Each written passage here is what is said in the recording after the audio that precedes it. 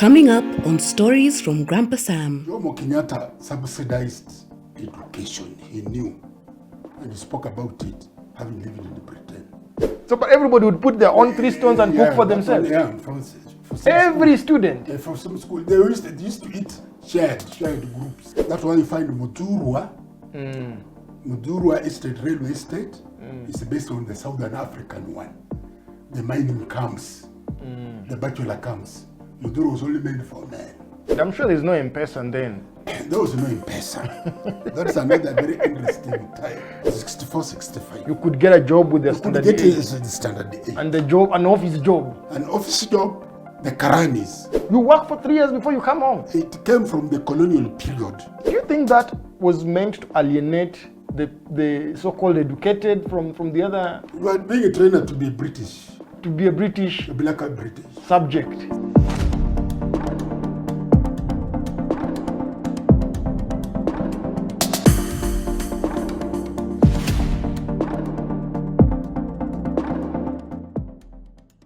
Welcome once again to this 3rd episode of Stories from Grandpa Sam, where we are having a conversation with Grandpa Sam, walking us through his experiences and stories he has observed and gone through growing up, starting from the 50s all the way to the present time, and as well as going back to the early 1900s, about stories and experiences he had his parents and grandparents sharing with him.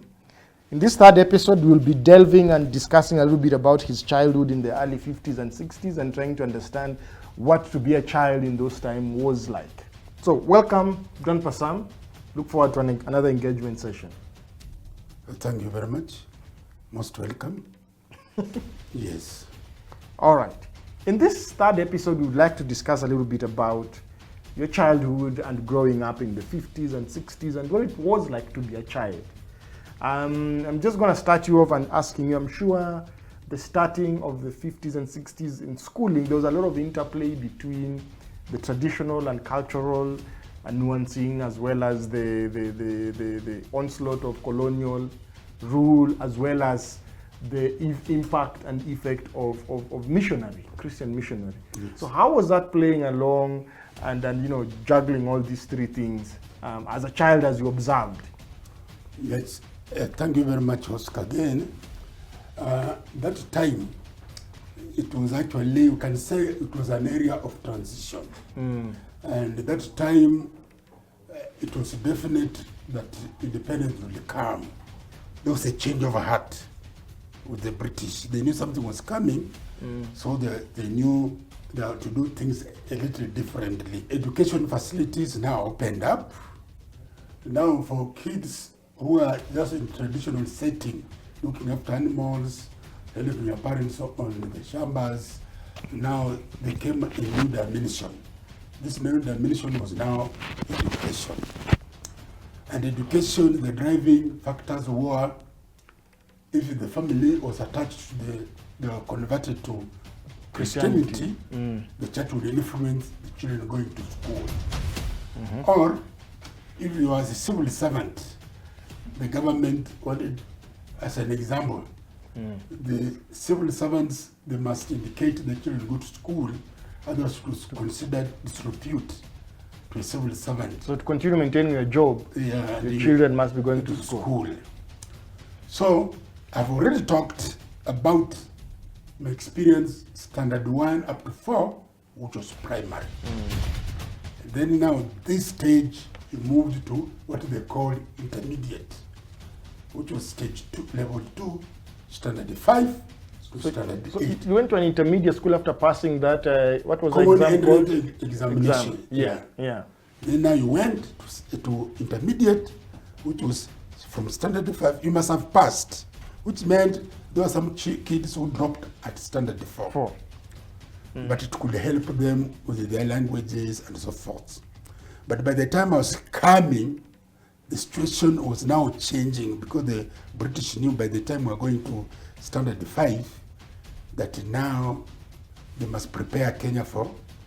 So this is 60, 61, 62. Now I was in standard 1, 58, 56, 51, 61, 60, this was 62. Yeah, they knew they are now going. Now they opened more intermediate schools. Before that time, intermediate schools were far and they were purely boarding. Boarding, either full boarding or your parents bring food on weekly Basis. on weekly basis or monthly basis, and they cook for themselves. So at standard 5, you were supposed to cook for yourself in school. To boarding school because it was far. So you go there and cook for yourself. You cook for yourself. You're big boys. These guys were going to. Everybody had their meko and they. No, there was no makeup, of course. Firewood. It was firewood. So but everybody would put their own 3 stones and cook for themselves. Yeah, for some Every school, student. for some school, they used to eat shared groups. Oh, so you can come together and 3, 4 of us and say we'll be cooking in shifts. In shifts. Wow. Okay, and you pulled all your resources, your food together. Wow. But that was now at this now in the 60s, after coming out of the 50s. Now it changed, the schools became more. So like me, now I continued in the same school. You had been in primary, I had in been lower. to primary. So that one became intermediate. Now in intermediate, we never spoke your mother tongue in school. Those who will say disc. So before you said in the previous school, in the previous stage, learning was happening in vernacular. Yeah. And this was nationwide. This was each group, you had your own vernacular. Yeah. For Africans, it was each tribal. So so the exam you did in Marachi was a different exam somebody did say In Central and in Nyanza. Because there are different languages. Wow. Okay. Then in standard 5, now everything is now standardized. It's now English. We moved to English. So who has been teaching English when you were doing exam in vernacular? In vernacular, you were taught that was one of the subjects. English was another subject. It was another subject. Okay. Preparing you for standard 5. Okay. Now in standard 5, you moved completely. You went now for an ink pen. You can now get a fountain pen. You start now writing. Your language of instruction was now English. Unless the school had Kiswahili. But there was very little stress on Kiswahili. Unless your school was Kiswahili. But everything was in English and so forth. And even at that time, when you talk to the people who are far ahead of us, subject courses now changed. Because like those people had what they call, what they had like rural science. Rural science? Yeah. They train new things to do the public health, what. You're prepared for that group of Africans. To just practicing science in the rural area? It was known as, but it was composite. Yo. It was biology, geography was in there. It was public health. It was carpentry. But the intention was you to practice some sort of science in your rural area. Yeah, it was known as rural science. So it was like practical science, but for rural. Yeah. So like a group now, biology was known as nature study. You know, now became as nature study. There was geography. There was tropical hygiene. There was agriculture. You still have carpentry and so forth. And now they knew. And so I moved. I was the last group of standard 8. Now after independence, 1965. We're now the last group of that standard 8. The education went out back to standard 7. Our group did the KCP, Kenya Certificate Primary Education. PL, KPC, Kenya Primary Certificate of Education. But the people who came before us, that was during colonial days, the last were known as KAPE. K-A-P-E. Kenya African Primary Education. Which was for the natives, the Africans. Then the Kenya Indian and the Kenya European. So for instance, an Indian did KIPE, Kenyan Indian Primary Education. Yeah. And the European did Kenya European. Wow. Yes. In fact, the different syllabus. Yeah. But this time, it was now national education and so forth. So it was quite interesting. This time, everything now started exploding. People now knew the interest of education. It also happened, the people went to the Second World War and came back in the 40s, had a notion about the importance of education. That was also another element. But now education was now prominent. So now as a boy, you could only look after animals during vacations. You are, that now, you see, it now changed your life skills again. You're having a different life skill. But the focus was on these children of those people who are already converted or for civil servant. Yeah, and it was a terminal examination, and public institutions like Kenya Post and East African Post and Telecommunication, East African Railways and Corporation, East African Power and Lighting came to pick young boys to go to jobs. To jobs. Yeah. As soon as you finish. Standard 8. Those guys were employed. This They're is educated Africans. This is in the 60s. That's now in the 60s at the time of independence. 63, 64. 64, 65. You could get a job with the You could standard get 8. the standard 8. And the job, an office job. An office job, the Karanis. Clerical, clerks. Clerks. Wow. And that is, now everybody looked, if you wanted to get out of the farm, You have to in the go rural to areas, school. become a clerk, become a teacher, if you're a lady, become a teacher, become a nurse, become a copy typist. School. School was now making the difference. And up to today, then when we're now speaking about these issues, even at present, we'll still hear parents saying, I took my child to school to make a difference in my life. In the parent's life. In the parent's life and the kid's life. He was assured with education, you are assured. Things were there. You will become salarized. Yeah, well, Musomi, you are now different. So, Then at this stage, okay. so as a young man then, so you were in a boarding school. No, I didn't go to primary school. Now Intermediate. Intermediate was still the same school. So you were still walking the 3 miles. The 3 miles. Okay. Yeah.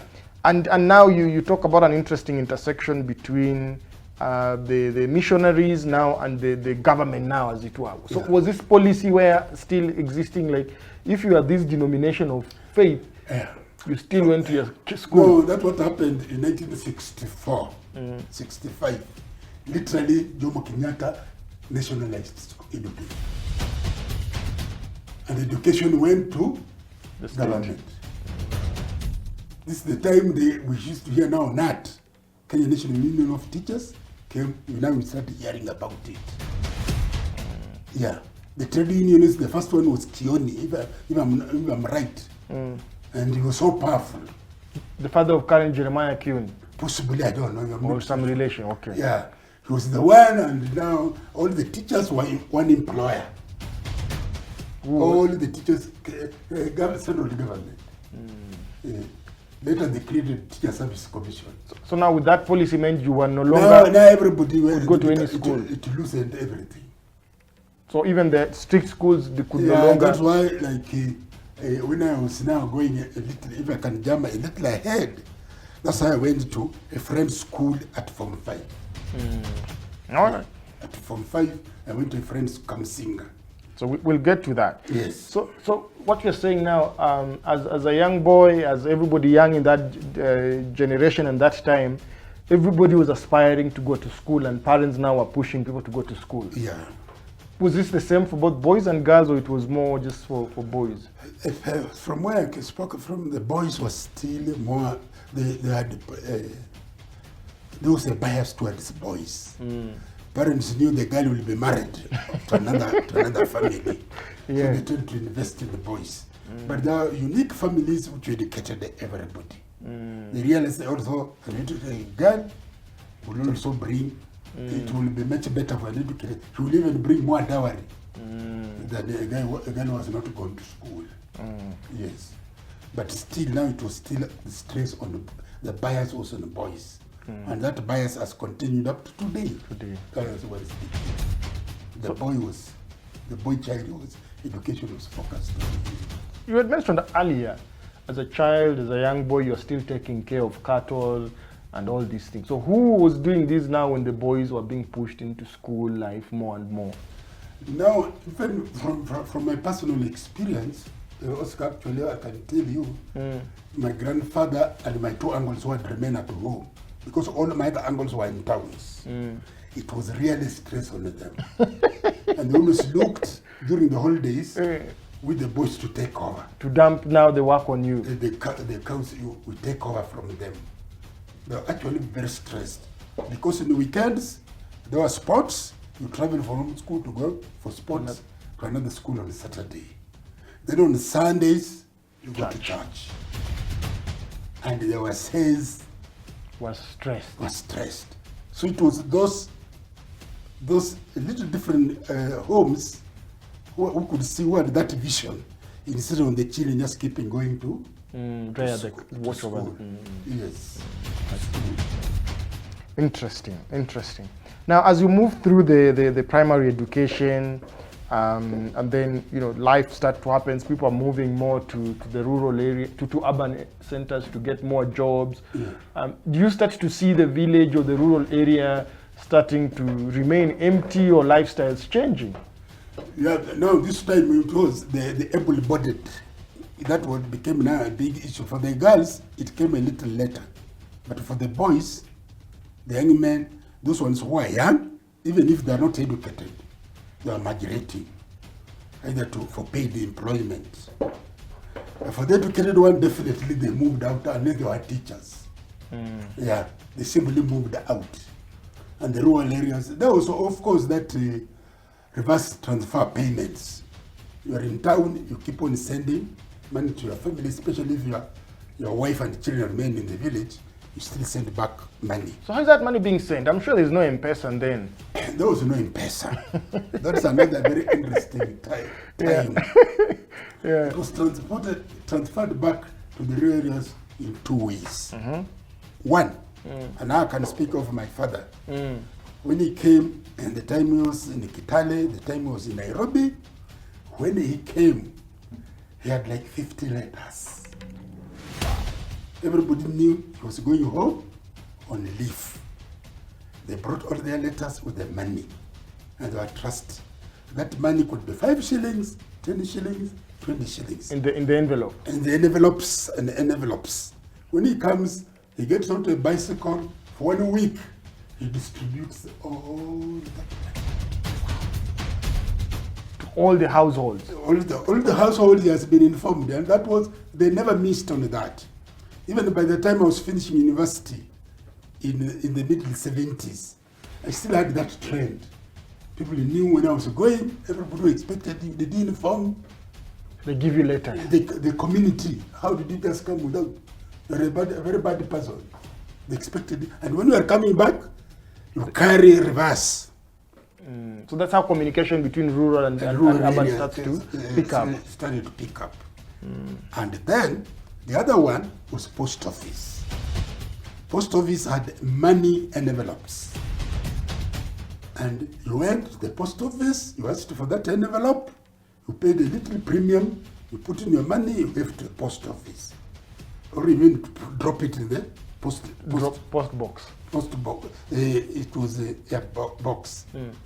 And everybody knew whenever that envelope, the special envelope come. It's come, there's money. And nobody opened it. Wow. You're speaking about all these things, it looks like a lifetime. In the 70s it was there. Leave alone, I'm speaking now the 60s. But 10 years later, that was the format. You start sending money by post office. When you go to the office, nataka kutuma pesa, unakuletea hii. The special envelope. You add on, I think it was 50 cents. No, yeah, 50 cents extra on the stamp money. And stamp could be 30 cents. They put it in that money, they seal it in your presence, you address it, you either give them or they tell you to drop in the box. And they will deliver. And everybody will know this one is money. And nobody will touch it. Wow. So Let me digress and try and understand just the impact. So that's how money now was moving From rural to urban. And from urban to rural. Of course, remember I was speaking that there was already cash crop farming also. Yes. So there was those cash crop, like in our side it was Cotton. And skins. We had banders. Skins. Butcheries could slaughter and deliver to a bander. They dry the skin, then They dry, they sell, then that was another source of money moving to rural. So who was buying these skins? There were groups.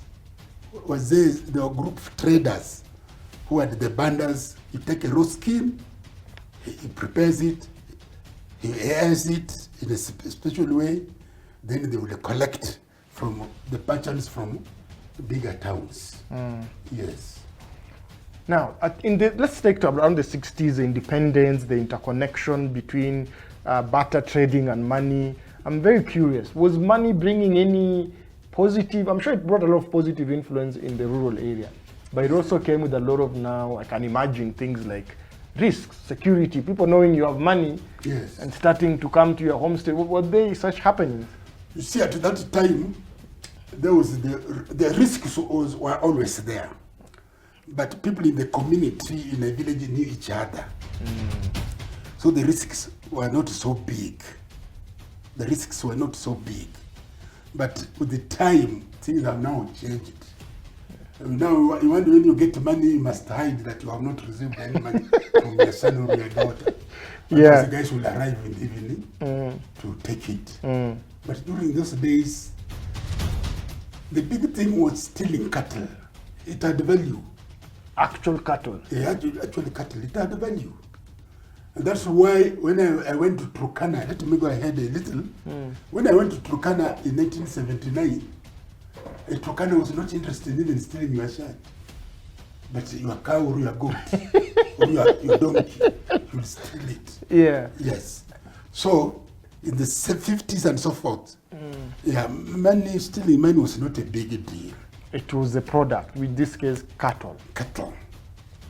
And this is the same trend we see probably stuck in the northern rift, in areas like Marachi and Pokot borders. They still value money more than anything. They still value cattle more than anything. Anything else. Yeah. Now, of course, they know money is also good. Yes. Now, I want to go back to a personal story you once told us, and it's going to be personal to you. You said, interestingly, that many civil servants now are working in the Shamba, the Mzungus, rural areas and all that. And it was very clear, once you went, there was no coming back. Yeah, I've already talked about it, about forced labor. Yeah. So now, when you went, first, when it was purely forced labor, you are assigned to Shamba la Bwana so and so. When you arrive there, it takes your Kipande. Your kipande keeps it until your contract will end. Then you go. But still, they found a way. People who are now leaving, who have finished their contract, when they are going back, they will come with that money, the little money to us. But this one from my people who are there, first how to work on a Mzungu's farm. Now we have gone a little behind a little. Working on the Mzungu's farm, it was on a daily rate.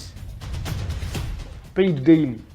No, you are paid at the end of the month, but they have calculated on days. Day. But the days you have worked, it was not the day you have worked, how much you have worked.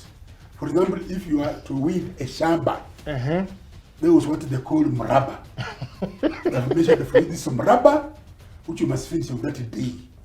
Until you finish that one, the other day is not counted. So the mraba was equivalent of a day's labor. Labor, as determined by your boss or is agent. They are called foremen. Are determined by that. So even if it took you 3 days to finish your mraba, you get wage for one day. And these guys were not paid that salary as such. Your salary were given. If it was 10 shillings, then you got your posho from the Mzungus. Posho? Posho. What is posho? Posho is flour. Okay. You got your flour there. If you wanted the shorts or a vest, you bought from there. They will take it. They'll deduct. So Mzungu had a shop He had a store. or a store where he Yeah. bartered some of these Because you goods. are not supposed to leave that shamba. Okay. Yes. Carry on. So that's how it happened, that that program of going on that on the surplus farms. And that's why if you are educated, then you are not going to go through that one. Ending up going to work to Mshungu's farm. So let's go to the educated. So the educated ones, they became clerks. It was prestigious, and that's what became the Karani culture, which they are trying to even solve. It's an issue they are trying to solve today. That why not have TVTs, TVETs, for guys to learn skills. Because the prestigious job was to work as a clerk. Which meant office. Office. So Karanis were like the technocrats Yeah, you and see even now. in Nairobi, you had a tie, you dressed like a Mzungu. So let's go back a little bit now. This we've seen the people who worked in the settler farms and who work on contract, but now there's also the migration we are seeing to people who have jobs, Yes. who they have to work far away. Like in your case, your father was a police or constable. Other people have to work in other towns, Up to Mombasa. and I'm assuming they're not coming home often. No. So the rural area is being left with largely women taking care of the Women and old people. and old people. Yes. I can imagine that changed a lot the land. So I can give you the example of my grandfather. He had his younger brothers, he had his sons. So there were these young ladies. There could be like 10, 20 of them. But they're looking at this Mzee, who's in the control, Mwenedala. They don't call him Mwenedala, the owner of the home. Even if they are moved out of that home, they still refer to him. He was the most critical and so forth. Even the case where they have sent money by for post office, It goes to him. you will require an ID. And so only those days it was only men who had IDs. So it's the Mzee who will go and collect that money. Yes, from the post office. To bring to the daughters-in-laws, sisters-in-laws. Yes. So to all these 10 ladies you are talking about, they all depended on That man was the leader of that home, yeah, plus their children. So he was the one responsible. Like in for, my case, we had my grandfather with his two eldest sons. But his brothers, his stepbrothers, younger stepbrothers, plus other villagers who depended on him. We are speaking of 20 to 30 adults, men, who looked at him. So this is the guy who made decisions, and a lot of things moving around dependent on him. Yeah. If there was a mess in that big family, from what I saw, the assistant chief or the league guru will come to that Mzee to report to him.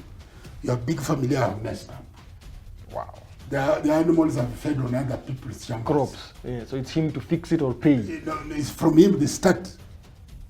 He will know how to deal with The downward. the down ones. And then come and solve it internally. But yes, that was his responsibility.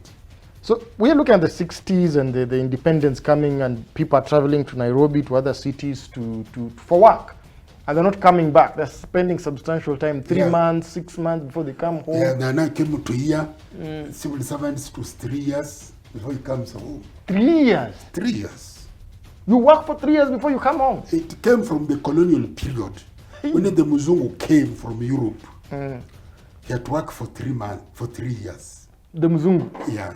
Then every year, he had got to call local leave 2 weeks, which he spent in East Africa.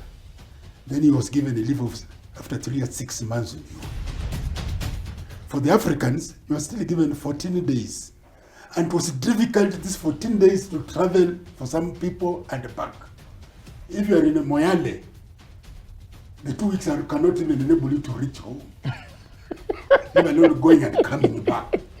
So you're stuck there. You are stuck there. So after 3 years, you are given 3 months. Full leave. Full leave. You go. So many people would come back these 3 months. Every 3 months. So I can imagine in this era, there's a lot of interesting population dynamics changing. There were a lot of population dynamics. I know where you are leading to. But there was still taboos. Taboos which were controlled. So you'll find those ladies just stayed there, waiting for their husbands. Yes. So the culture and the traditions were still Still strong. strong. And But now, by now, the beginning of the 60s, now it became relaxed. Now families could move with their people to the modern. to the modern world. That's why people like me, now to that upper primary, and now in the intermediate, we can now come and visit our father during holidays. In the town centers. In the town centers or in the workplaces during holidays. But the generation of the 50s, they are men for men. That's why you find Mudurwa, Mudurwa Estate, Railway Estate, is based on the Southern African one. The mining camps, the bachelor camps. Mudurwa was only meant for men, and not women, only for workers. So those were bachelors in Mudurwa, like in South Africa. And surprisingly, the architects and engineers in 1925 who constructed Mudurwa came from South Africa. Interesting. So we have gone through your primary, intermediary, Now I finished now intermediate. intermediate. So now you are close to moving from, after you graduated intermediate, what was the next stage in terms of schooling? At intermediate, there are people who, after standard 8, will go to work, who are passed. There will be people who will go to be trained to be teachers. They will become people. Straight from intermediate? From intermediate, standard 8. Remember, we still had people who left at standard 6.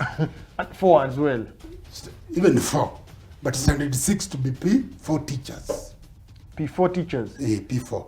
Was that an exam at standard 6, an entrance exam? That was, they had to do some examination to be admitted to TTCs. Okay. Yeah. Of course, our first president did it that way. He was a P4 teacher boy. It can be on record. It's a historical fact. Yeah. So then the cleverest of them all, now he went to secondary. And that was big. So it was a big deal. And the guys who were before me, they traveled long distances to go to secondary school. You left your local area. But for me, I was lucky. It was where I used to go to church, 4 miles away. But it was now, everything was boarding. Yeah. So now and when you went to boarding, it was at Independence. 66, it was Independence. Jomo Kenyatta subsidized education. He knew, and he spoke about it, having lived in Britain. So when we presented ourselves, did the thing, you went with your box, and went with your shoes. The government took care. Was the box empty or it had something? You can put in something. Eh. But they wrote in the letter invitation, you must come with the box to keep your things. Of course, you didn't go naked, you went with other clothes. Yeah. So you get They will uniform? give you bedding, school, like at Butula, I was given 3 sets of uniform. 2, the normal uniform, the one for Sunday. You are given soap, both for washing and bathing. Wow. And you are given food. So you are given toiletries and food? Yes. You just walked in and that's it? You just had to bring yourself? You have to be bright. But it was very strict. Eh. Yes, it was very strict. And this strictness started from intermediate. In the intermediate, you started at standard 5. If you are not bright, you are caned. The method of management was caning. Kiboko. In the secondary school, you are not, now caning stopped. But they had other forms of Punishment. Like? You will be suspended. You will be told to cut grass for 1 week, to uproot trees, to split firewood. Interesting. Yeah. The school you don't have money, you have to fetch water for the next 1 week. That's your duty. Ooh. Yes. So life was still It was tough. Tough. It was tough. You had to behave. You have to behave. Yes. And I'm assuming the school you went to was single. It was single. It was small. It was starting with the first time where the highest class was Form 3, because it was a school which started with independence. When they converted the intermediate. This is Butula High School. Butula High School. When they converted it to intermediate to become Butula Secondary School. And we were number 3. And I remember my admission number was 77. Of course you do. And we were only 30 children. The standard were 30 children Per per class. You guys had it good. Per class. You guys had it good at independence. Yeah, Kenyatta did that, and that opened up, education came everywhere. Yes. And this was happening nationwide. Nationwide. There were now Harambee schools. Butula was not Harambee, but everywhere was Harambee schools. Especially those communities which were able. Now the big thing was Harambee. Raise money and start your school as a community, as a community school. And the community schools, if they had problems with teachers, then they following duties from the 6. Duties. Yeah, and trained teachers are the ones who manned those Harambee schools. Yes. But even in the government school, you had these British guys, they were still dominant there. Even when I reached Kamsinga in Form 5, where the school teachers were 15, 16. 13 was still Wazungus.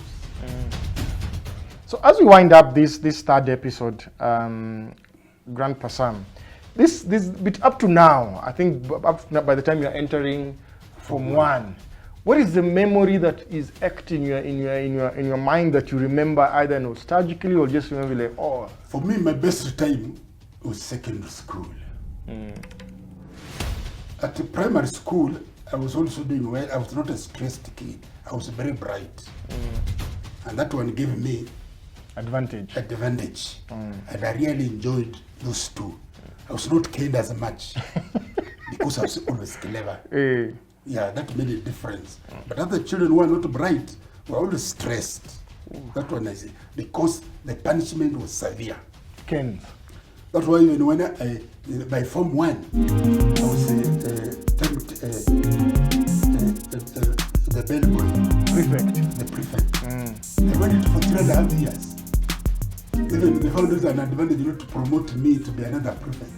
Because I was so good. From Form 1, Form 2, Form 3, now first term Form 4. Because I was so good. And the teachers liked me because I kept replying. So that was your best time? Yeah, but still, to salvaguard you, there was always examination, national examination at Form 2. Okay. Known as Kenya Junior Secondary Education Examination. Those were the P2 teachers. Because you could reach there and you have a problem in the Form 4. Then you had the fallback. So that was your fallback plan? Yeah. So if some people stopped there. And you go. Children who had very poor families and families were looking after towards them. You leave there and go be a teacher? To be a teacher. And that's Most of them were teachers, even clerks, but it was provided for. But for all of us, we made sure that we did that exam. The fees was low in secondary school. At Butula, the fees was 450 shillings the whole year. And you see what was given. You could sell one gombe for a poor family and pay the whole fees for the whole year. Wow. And your kid is taken care of. Then when you come to Form 4, to summarize this, we shall continue in the next episode. When you're in Form 4, to do examination O level, which was being set at Cambridge University in London, in Britain, to do that examination to prove that you are good in English. You have to do oral examination in English in the second term, which is taken to England for examination.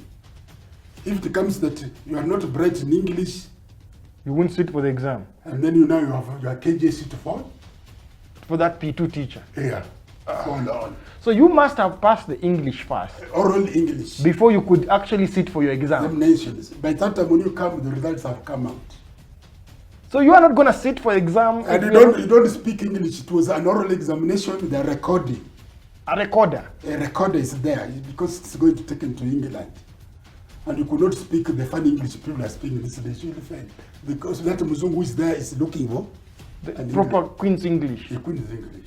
So you have to wang and oh. And British. Oh. Americans were told you Americans is not proper English. They told you that. Whew. Yes, it was British English. And then that aspect, when you went to Form 1, you were trained how to hold it, how to eat at tables. You guys were given cutleries in Form 1. Yeah, we were given those ones. And we were trained in session. The teacher, and these teachers, even though if they were Kenyans, they'd been trained at Makerere. So etiquette. As diploma teachers. So etiquette, we were told not eat making noise, don't chew food, anything, how you hold this one and so forth.